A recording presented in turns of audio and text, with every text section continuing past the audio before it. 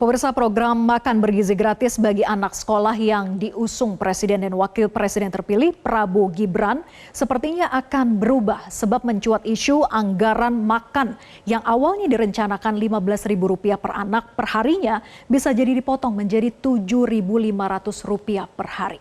Nah, walaupun sebelumnya dikatakan Wamenkyu Thomas Djiwandono memang tidak mengiyakan maupun juga membantah apakah anggaran makan bergizi gratis ini akan dipotong ataukah tidak.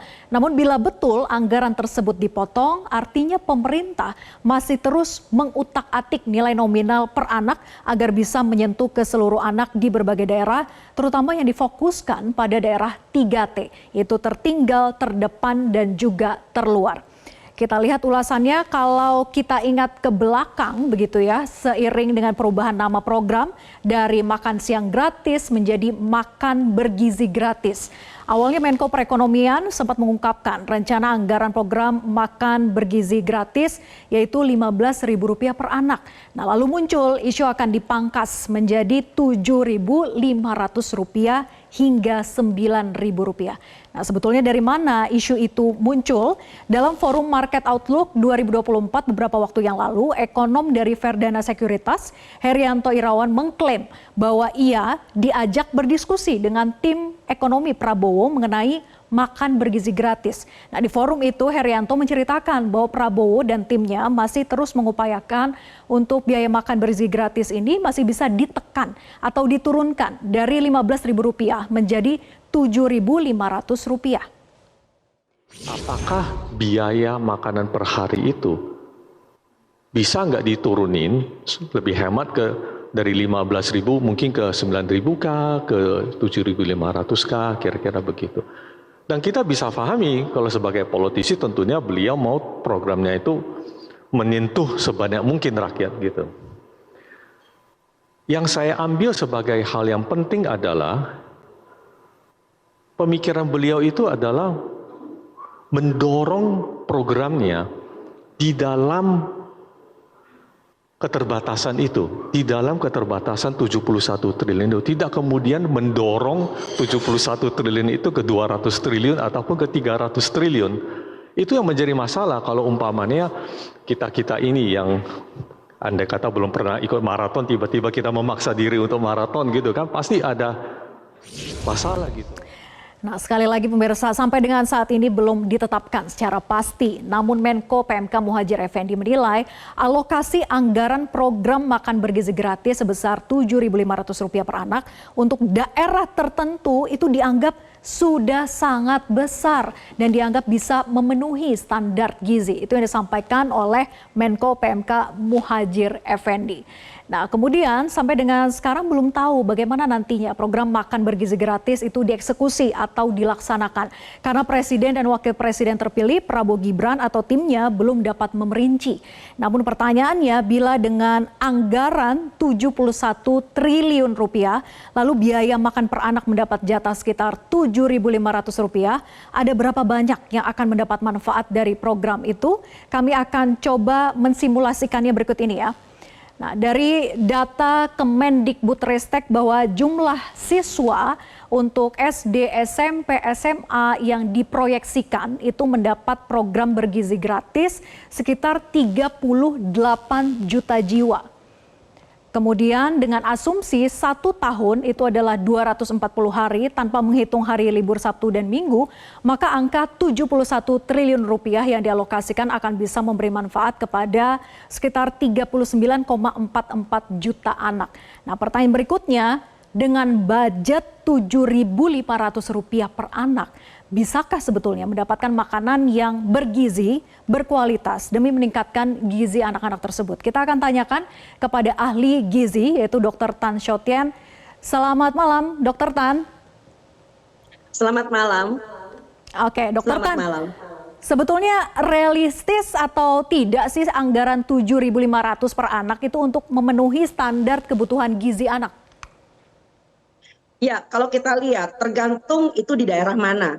Kalau Anda bicara di Jabodetabek, maka Rp7.500 itu cuma dapat nasi, lauk telur dengan sayur. Ya, itu jatah warteg ya. Nah, tetapi tentu saja harga bahan makanan di wilayah-wilayah 3T itu kan nggak sama. Ya, seperti yang saya tahu di Papua Barat itu harga telur per kilo itu sekitar 44.000. Sedangkan di Pulau Jawa masih berkisar 20 sampai 30.000 paling mahal, 28.000 per kilo. Jadi itu yang pertama. Dan yang kedua yang lebih ngenes adalah jangan sampai kita membuang uang segitu banyak sementara penerimaan belum tentu baik responnya dari yang menerima. Ya, kelemahan kita adalah kita belum melakukan assessment. Assessment misalnya ini yang mau dibagi masyarakatnya atau anak-anak ini doyannya makan apa. Jadi jangan sampai nanti kejadian seperti yang dialami oleh Posyandu ketika membagi pembagian makanan tambahan yang sifatnya pemulihan, itu yang makan jadi bapaknya karena anaknya nggak doyan gitu loh ya. Dan punten, kalau Anda hitung seperti itu bisa jadi itu adalah tentang bahan makanannya. Anda belum menghitung ongkos untuk membuatnya. Anda belum menghitung ongkos untuk mengirimnya. Nah, mengandaikan bahwa kalau di luar negeri itu kan setiap sekolah punya yang membagian makan gratis, itu kan sekolahnya punya dapur, ya kan? Nah, sekarang bagaimana di daerah 3T? Orang fasilitas sekolah dan gedung sekolahnya saja udah mengenaskan gitu loh. Jadi mustahil mereka punya dapur. Jangan sampai nanti ongkosnya nanti makin ditambah lagi karena ya perlu ada nganterin makanan dan Oke. sebagainya. Kembali pada Anda. Oke, jadi perlu adanya assessment begitu ya, Dokter Tan. Nah, kita juga akan simak terlebih dahulu pernyataan dari tim sinkronisasi dari Prabowo Gibran berikut ini.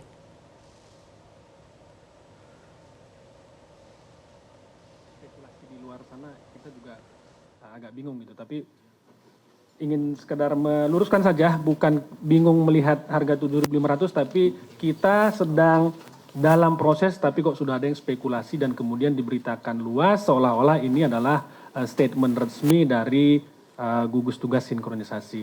Itu saja yang ingin saya pesankan supaya tidak ada headline-headline yang berbahaya nanti Bang. Anggota atau gugus tugas ini bingung gitu, jangan sampai seperti itu. Saya buka kesempatan bertanya untuk teman-teman. 3 pertanyaan dulu, silakan. Mungkin dari belakang dulu, silakan bisa dibantu. Dari Metro TV.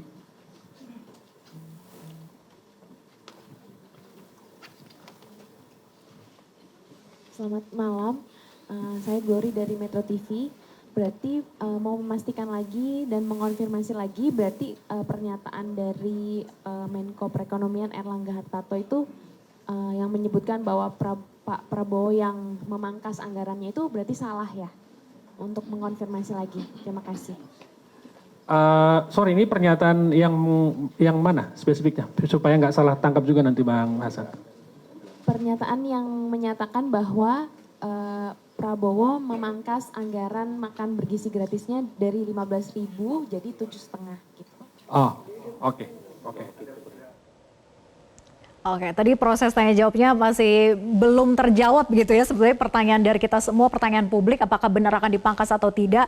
Ya, kita masih tunggu update-nya nanti. Dokter Tan, tapi kalau tadi Anda katakan bahwa memang perlu assessment di mana anak-anak itu suka atau tidak. Jangan sampai yang makan adalah orang tuanya begitu ya. Padahal anggaran ini untuk perbaikan gizi anak. Nah, harusnya tujuan itu yang bisa tercapai. Kalau begitu Dokter Tan, pertanyaannya adalah sebetulnya bagaimana komposisi makanan bergizi untuk anak itu bisa dipenuhi, itu seperti apa sebetulnya komposisinya? Ya, komposisinya seperti yang kita sudah pelajari bersama lama ya. Jadi setiap kali makan harus ada sayur dan buah, ya kan? Lalu kemudian ada lauk dan makanan pokok. Nah, itu dia gitu loh. Itu adalah setiap kali makan, sarapan, makan siang dan makan malam, itu komposisinya. Silakan. Oke. Nah, ini kan soal anggaran memang masih digodok, tapi isunya berusaha untuk diturunkan dari 15.000 ke 7.500 ataupun juga 9.000. Lalu berapa sebetulnya anggaran yang kiranya ini bisa sesuai dengan cakupan komposisi makanan bergizi yang ideal yang seperti dikatakan oleh Dokter Tan? Ya, ini sekali lagi kembali kepada kestabilan harga pangan di daerah terdampak yaitu yang 3T tadi. Ya, sebab kita tahu banget bahwa kestabilan harga di negeri ini akan menjadi suatu isu yang sangat sangat krisis ya, sangat kritis. Jadi seperti yang saya udah bilang tadi, kalau kita mau ngambil misalnya contoh di Papua, Anda bayangkan di Papua itu ikan tuna yang kecil aja satu itu harganya 45.000 loh. Anda bisa bayangin ya. Lalu kemudian harga telur saya udah ulangin lagi, itu 1 kilo itu 44.000, sekitar 45.000. Nah, orang Papua sebetulnya bukan pemakan nasi. Orang Papua itu adalah pemakan umbi-umbian, pemakan papeda begitulah. Nah, sekarang yang menjadi masalah kan anak-anak di daerah Indonesia Timur itu udah terlanjur seperti anak di Pulau Jawa dan Sumatera. Mereka menjadi pemakan nasi. Tapi karena bahan makanan yang bergizi seperti protein tadi, protein hewani menjadi mahal banget. Jadi suatu pemandangan yang sangat mengenaskan di daerah Indonesia Timur, banyak banget anak-anak pagi-pagi bahkan makan nasi kuning dengan bihun goreng, dengan mie goreng, mie instan bahkan. Jadi ini adalah suatu hal yang perlu kita pahami bersama. Nah, mereka sendiri sudah tidak kenal lagi apa itu telur. Mereka tidak biasa dengan makan ikan. Ikannya, telurnya itu nggak tahu di kemana. Mereka barter bahkan dengan mie instan. Seringkali menjadi seperti itu. Kembali dengan Anda. Oke, kita nantikan bersama Dr. Tan apakah memang kebijakannya nanti anggarannya sesuai dengan besaran Rp15.000 seperti di awal ataukah dirubah jadi Rp7.500 begitu ya. Dan semoga memang ada solusinya, jangan sampai kalau memang anggarannya terbatas tapi dipaksakan cakupannya luas, kemudian makanannya bukan lagi sesuai dengan tujuan makanan bergizi tapi hanya makan siang biasa saja. Terima kasih Dr. Tan atas diskusinya di Prime Time News. Selamat malam. Jelajahi cara baru mendapatkan informasi. Download Metro TV Extend sekarang.